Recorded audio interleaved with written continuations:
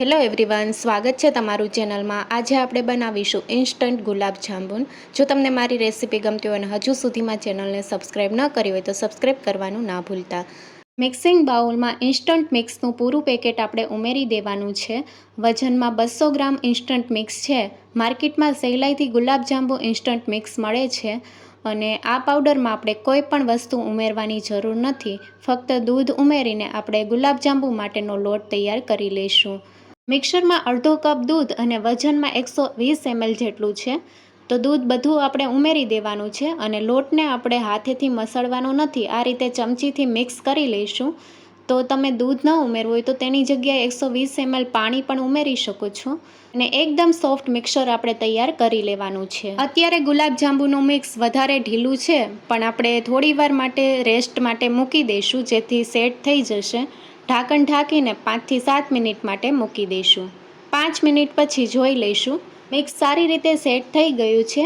હવે હાથ ઉપર ઘી લગાવી દઈશું જેથી મિક્સ આપણું હાથ ઉપર ચોટે નહીં। તો આ રીતે ઘી લગાવી દીધું છે અને લોટને સારી રીતે મિક્સ કરી લઈશું। ગુલાબજાંબુ માટેનું સોફ્ટ મિક્સર તૈયાર છે, તમે જોઈ શકો છો આ રીતે સોફ્ટ રાખવાનું છે।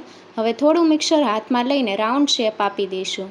તો આ રીતે બોલ્સ આપણે તૈયાર કરી લેવાના છે અને બોલ્સમાં ક્રેક ન પડવા જોઈએ। નાની સાઇઝના બોલ્સ તૈયાર કરી લઈશું।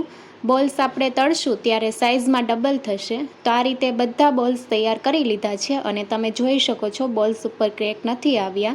ગુલાબજાંબુ માટેની ચાસણી તૈયાર કરવા માટે 3 કપ જેટલી ખાંડ લઈશું। વજનમાં 600 ગ્રામ ખાંડ લીધી છે, સાથે તેટલા જ પ્રમાણમાં આપણે પાણી ઉમેરવાનું છે। તો 600 ગ્રામ ખાંડ સાથે 600 ml પાણી ઉમેરવાનું છે। તો 3 કપ જેટલું પાણી ઉમેરશું। ગુલાબજાંબુની ચાસણી બનાવવા માટે ખાંડ અને પાણીનું માપ એકદમ પરફેક્ટ માપ છે। હવે ફ્લેવર માટે એલચી ઉમેરશું। તો 2 નંગ જેટલી એલચી ઉમેરી છે।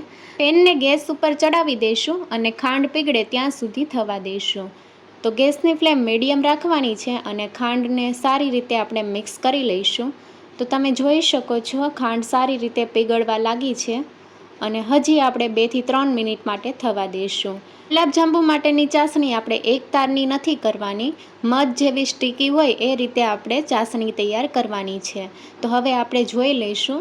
તો આ રીતે તમારે જોઈ લેવાનું, મધ જેવી કન્સિસ્ટન્સીમાં આવી ગઈ છે। તો હવે ગેસની ફ્લેમ બંધ કરી દઈશું અને ઢાંકણ ઢાંકી દઈશું જેથી ચાસણી ઠંડી ન પડે।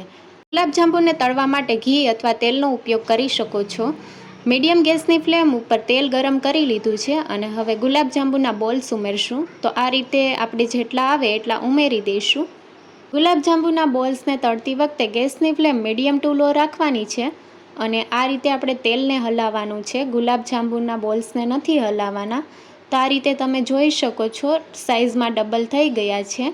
બોલ્સનો કલર ગોલ્ડન બ્રાઉન કલરનો થાય ત્યાં સુધી થવા દઈશું।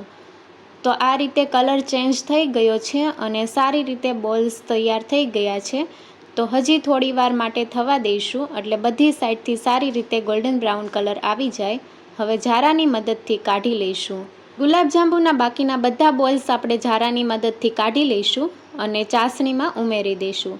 તો ચાસણી હલકી ગરમ હોવી જોઈએ, આ રીતે આંગળી ટચ થાય એ રીતે આપણે ગરમ હોવી જોઈએ। ગુલાબજાંબુના બોલ્સ ઉમેરશું અને ચાસણીમાં આપણે 2 કલાક માટે રહેવા દઈશું જેથી ગુલાબજાંબુમાં ચાસણી સારી રીતે એબ્ઝોર્બ થશે। ગુલાબજાંબુને 2 કલાક માટે ચાસણીમાં રહેવા દીધા છે અને તમે જોઈ શકો છો સારી રીતે ગુલાબજાંબુમાં ચાસણી એબ્ઝોર્બ થઈ ગઈ છે।